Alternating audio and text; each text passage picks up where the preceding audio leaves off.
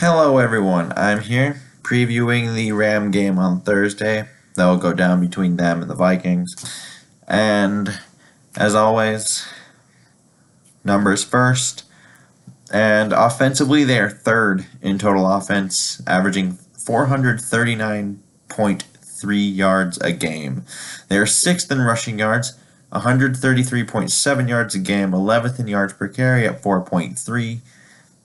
They are fourth in passing yards at 305.7, and second in sacks allowed, only allowing 4, and they convert on third down 54% of the time, which, if you were wondering, was first. So offensively, we knew they were very good.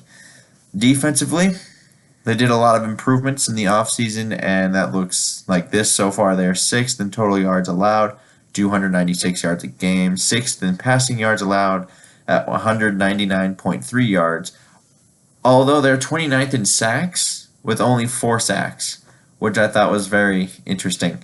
And they are 9th in rushing yards allowed at 96.7 yards a game, but they are 27th in yards per carry allowed at 5.0.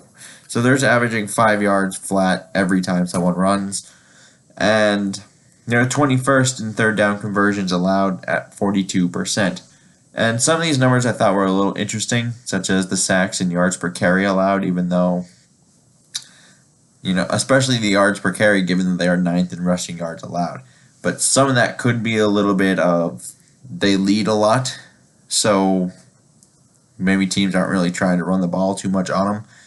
Plus, you got Sue and Donald in there, and maybe that gets skewed by draws on these third and longs that might end up happening kind of towards the end of the game.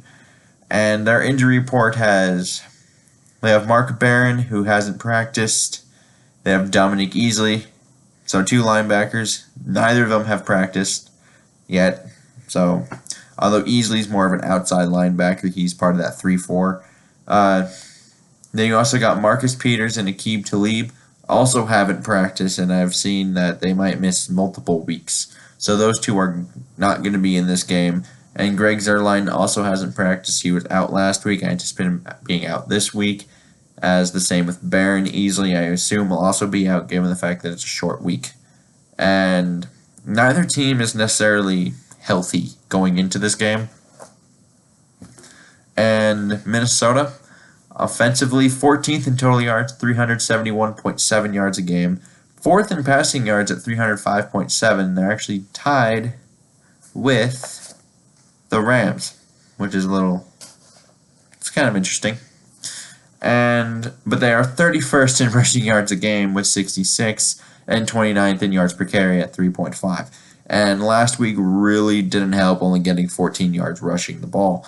So that might be a little skewish towards that, because we've only played 3 games so far, but still 66. The first 2 games weren't good.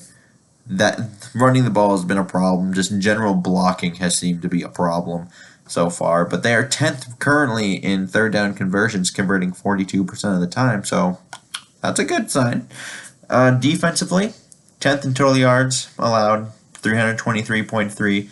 9th in passing yards allowed at 218 yards allowed a game, and 4th in sacks, they got 10, and 14th in rushing yards, 105.3, 7th in yards per carry allowed at 3.6, and they are 8th on third down defense, only allowing a conversion 33% of the time.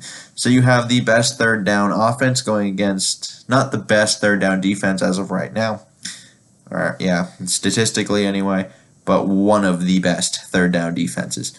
And the injury report on Minnesota's side looks like this. Marcus Sherrills, he didn't practice. He was out last week. I anticipate this to be the same. Griffin, he's out. I feel pretty confident saying Griffin will not play this week. Dalvin Cook has been limited today. I'm going to say he's going to play in this game. I don't know how much, but I feel like he's going to play. I think he's going to be on a pitch count. I don't think he's going to carry the full workload, but I do think he will play. Riley Reef hasn't practiced this week. That's a problem. Once again, because short week, I highly doubt he plays. Anthony Harris, limited. I assume he's in. Trey Waynes, he was a full go, which is a good sign. He should be in. Rashad Hill ended up being a full practice too, which is kind of key when you have Riley Reef out. And so he's probably going to play. David Morgan, limited. He'll be back this week, I imagine. Holton Hill was a full go. He should be in. And the reason why that one's even maybe somewhat notable is because you have Marcus Sherrills, who's likely out. And what Holton Hill can do is he can cover for you on the punt and kick returns a little bit, as opposed to using a guy like, Mike Hughes, who is going to be at least, I don't know if he starts at nickel, but he's going to be at least alternating with Mackenzie Alexander there and playing a pretty decent chunk of the game.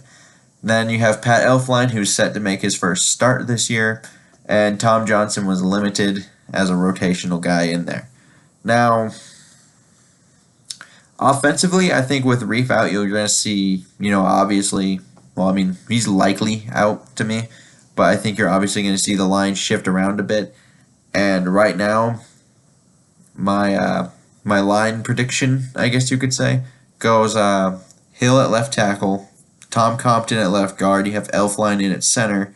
I think you move Brett Jones over to right guard, and then you have Mike Remmers flipping back out to right tackle if they don't want to put O'Neal back there. Obviously, if they don't mind playing O'Neal, then it's probably going to look Remmers at right guard and O'Neal at right tackle.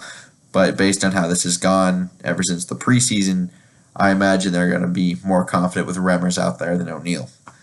And I think you need to take advantage of the fact that you have Diggs and Thielen against players not named Marcus Peters or Aqib Talib this game. And you might be able to get some points on the board using that, as they are, they're both going to be out this week. And you might be able, you can have them there a little bit, because there's probably not many second corners that you would like to put, like depth corners basically, to put out there that can cover Thielen and Diggs, as there's a lot of starters who can't do that. It's just more of, can we get the blocking up against Ndamukong Suh and Aaron Donald long enough to give them the ball? And that's going to be kind of the key part of this game, I think, and at least for us offensively. And we do need to find a way to run the ball, which involves finding a way to block Aaron Donald and Ndamukong Suh. Because what we've seen so far this year is this line is not very good at run blocking. Now, Elflein hasn't been in. I think Elflein helps a lot in the run blocking category. So that should remain to be seen a little bit, because obviously he only played like 25 snaps last week. That's not really enough to judge him on, as opposed to this week is his first real week back, and he's going up against Aaron Donald and Ndamukong Suh. Don't know if I necessarily like that. I would have liked to just full-on start him last week, but that's just me. And we really do need to generate that running game to keep them balanced, though, because if they can just tee off on a game where we are down our best tackle, even though he didn't play like a good tackle last week, but that's more of, we know what Riley Reef is. He's not an all-pro tackle. He's an average tackle. He had a very, very bad day, but I kind of think that's like an outlier kind of day. So that is what it is. But when you're out of tackle, that really hurts a lot, obviously. And especially when your other tackle is also dinged up, creates a problem, which is why I think we're going to see Mike Remmers kick back out to right tackle. And defensively, contain Todd Gurley. You can't let him kill you, essentially. And if you can contain Todd Gurley, you can make them one-dimensional, and then we can start teeing off, which is a good thing for our defense. Because even though Griffin's obviously not going to be in this game, I do think we have some faith into Sean Bauer and Stephen Weatherly. Some faith. Especially since I imagine they're going to be playing Danielle Hunter in his, Griffin's spot. I think we're going to see the rotation between Bauer and Weatherly over on the other side where Hunter used to be. So, and if you can just contain Gurley, though, and make him one-dimensional to where that pass rush can just go all day long, you've done very well.